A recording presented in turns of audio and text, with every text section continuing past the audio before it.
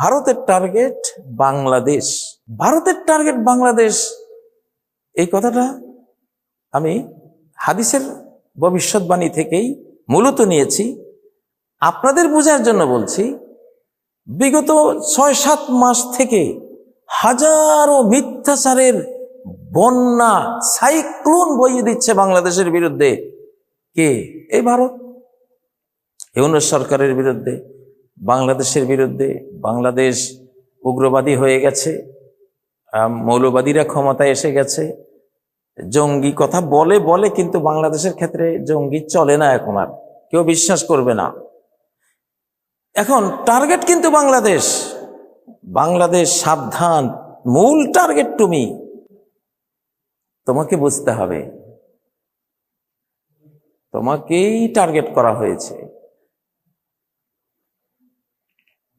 এখন সে টার্গেট কখন করা হয়েছে? আজ থেকে ৫-৬ মাস আগেই তো জয়শঙ্করের উক্তির মাধ্যমে বাংলাদেশের চারপাশ ঘেরাও করে S-400 সেট করে, ব্রাহ্মস ক্ষেপণাস্ত্র সেট করে, সেনাবাহিনী সেট করে বসে আছে, পজিশন নিয়ে বসে আছে।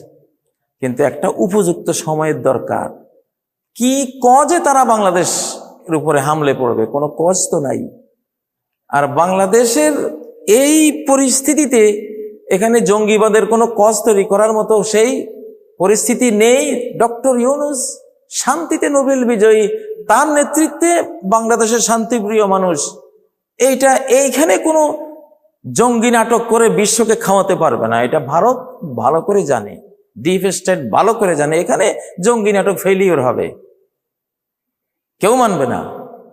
তাহলে কোন জায়গায় জঙ্গি নাটকটা করতে হবে? যেখানে করলে বিশ্বকে বোঝানো যাবে, বিশ্বের মোটা বুদ্ধির বিশ্ব নেতারা লাফিয়ে পড়বে ওখানে করলে। সেটা হলো পাকিস্তানের বেল্ট। পাকিস্তানকে তারা সন্ত্রাসের সূতিকাগার বলে বিভিন্ন, এটা আপনারা জানেন। সেজন্য কাশ্মীরকে বাছাই করা হয়েছে। ওখানে জঙ্গি এখন জঙ্গির জিকির আজকার ৫ আনফাস জিকির। আমাদের সুফিবাদে তাসাউফের মধ্যে ৫ আনফাস জিকির আছে একটা, মানে নিঃশ্বাসে আল্লাহ, প্রশ্বাসে আল্লাহ, নিঃশ্বাসে প্রশ্বাসে আল্লাহ, আল্লাহ জিকির ৫ আনফাস জিকির বলে। এখন জঙ্গিবাদের জিকির ভারতীয় মিডিয়াগুলিতে ৫ আনফাস জিকিরের মতো শুরু করেছে। আপনারা বুঝেন না? ও তো এইখানে বাংলাদেশ ঘেরাও করে বসে আছে, কিন্তু আক্রমণের ছুতো খুঁজছে, অজুহাত করছে। অজুহাতটা যে কোনো এক জায়গায় হলে তো হলো, মুসলিম তো।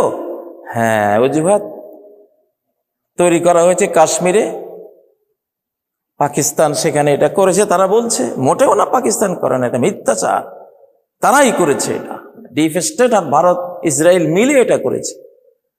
একটা চোখ বন্ধ করে দিয়ে আমি আল্লাহর কসম করে বলতে পারি, এই মসজিদে এটা তারা করেছে, তারাই করায়। তাদের পূর্বাপর ইতিহাস এটাই।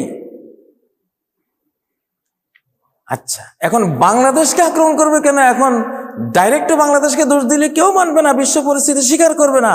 এখন বলবে পাকিস্তানের সাথে তো বাংলাদেশের লিঙ্ক হয়ে গেছে, বাংলাদেশের সামরিক চুক্তি হয়েছে, করাচি থেকে অস্ত্র আসতেছে, তারপরে নওয়াজ শরীফের সাথে কিনা কয় শাহবাজ শরীফের সাথে তো দহরম মহরম ইউনূস সাহেব গিয়েছেন। তাহলে তোমরা বাংলাদেশিরা, হ্যাঁ, ভিতরের বুদ্ধি তোমরা দিয়েছ। এইবার ওই বাংলাদেশ আক্রমণের অজুহাতটা তৈরি করা হয়েছে কাশ্মীরে, ওখান থেকে ঘুরিয়ে এনে বাংলাদেশের উপর ফেলা হবে। সেই বুদ্ধিটা কষেছেন বাংলাদেশ। তুমি রেডি থাকো, ইনশাআল্লাহ। বাংলাদেশের আকাশে ভারতের একটা পাখি আসলেও যাতে গুলি করে ফেলে দিতে পারো, এই সামর্থ্য অর্জন করো। ডক্টর ইউনূস সাহেব দুবাই থাকতে চিৎকার দিয়ে বলেছিলাম, মার্চ 2025-এর ভিতরে সকল সামরিক প্রস্তুতি নিয়ে রেডি হয়ে বসে থাকো, কারণ তুমি টার্গেটে আছো। সেটা অতি অল্প সময়ের মধ্যে আপনারা দেখবেন পাকিস্তান যে প্রস্তুতি নিচ্ছে তার চেয়েও ডাবল, বহু ডাবল প্রস্তুতি বাংলাদেশের নিতে হবে ইনশাআল্লাহ। টার্গেট কিন্তু বাংলাদেশ। অজুহাত তৈরি করা হয়েছে বাংলাদেশের বিরুদ্ধে, হরদম তাদের প্রচারণা, প্রপাগান্ডা, ওয়ার তো চলছেই। এখন কিভাবে গুলি ফোটাবে, সেই কসটা ওখানে বানিয়ে এখানে এনে ফেলা হচ্ছে।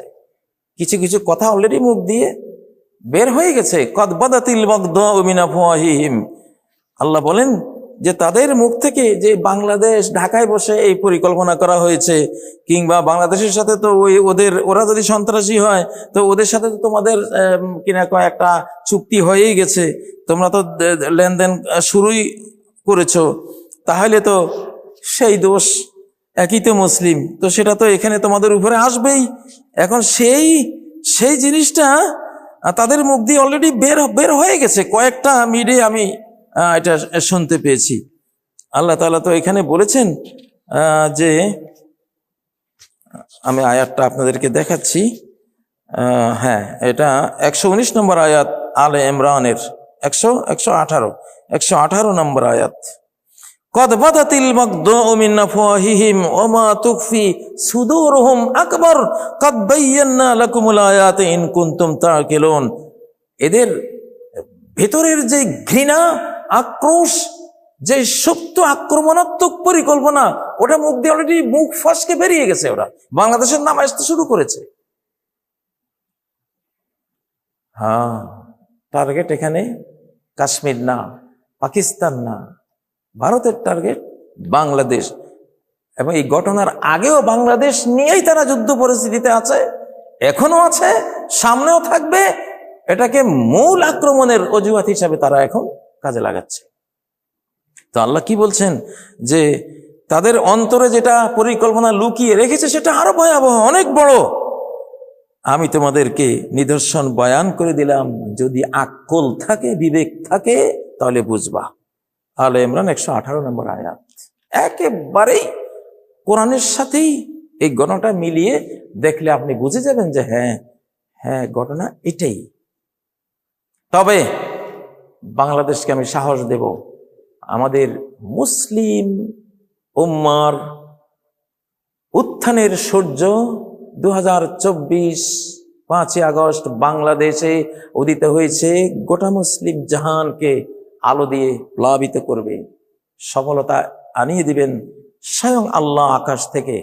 ওদের এখন সময় নেই, ওরা খুব অসময়ে এই মিথ্যাচারে তারা হাত দিয়েছে, তাদের তো মরতে হবে। এখন তারা যুদ্ধ করবে আল্লাহর সাথে, কারণ মুসলিম উম্মার শেষ বিশ্বায়নের সিদ্ধান্ত আল্লাহর, পরিকল্পনা আল্লাহর। এই পরিকল্পনা তারা বুঝে গেছে সবাই যে মুসলিম জাতির উত্থান হচ্ছে। এই জন্য সব বেঈমানরা একাট্টা, মুসলিমদের শত্রু বেঈমানরা সব একাট্টা হয়ে গেছে, ভেতরে ভেতরে একাট্টা হয়ে ওরা বুঝতেছে পাকিস্তান একমাত্র পারমাণবিক শক্তিধর মুসলিম রাষ্ট্র, ওটাকে মেরে দাও, তাহলে এদের উত্থানের সম্ভাবনা তিরোহিত হয়ে যাবে। মোটেও হবে না। পাকিস্তানের উপরে বল করে মুসলিম উত্থান হয় না, আকাশের মালিকের উপরে বল করে মুসলিমের উত্থান হয়। সেখান থেকে গাইড করা হয়, সেখান থেকে এটা আকাশ প্রোটেক্টেড উত্থান মুসলিম জাতির, এইটা আমরা বলছি।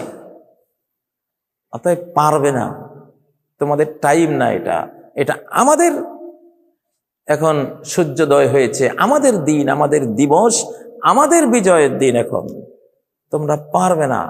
তোমরা সৃষ্টিকর্তার বিরুদ্ধে লড়াই করতে গিয়ে নিজেদের সর্বনাশ ডেকে আনবে। শুধু আমরা দেখব, আমাদের নেক্সট প্রজন্ম দেখবে, সারা পৃথিবী দেখবে। বাংলাদেশের ভয়ের কিছু নেই। বাংলাদেশ তার আকাশ পথ, সমুদ্র পথ, তার ভেতর বাহিরকে কাল বিলম্ব না করে, একটা মিনিট নষ্ট না করে বাংলাদেশ পূর্ণ পাকিস্তানের চেয়ে বেশি রণপ্রস্তুতি নিয়ে ফেলতে হবে ইনশাআল্লাহ। এখানে বাজে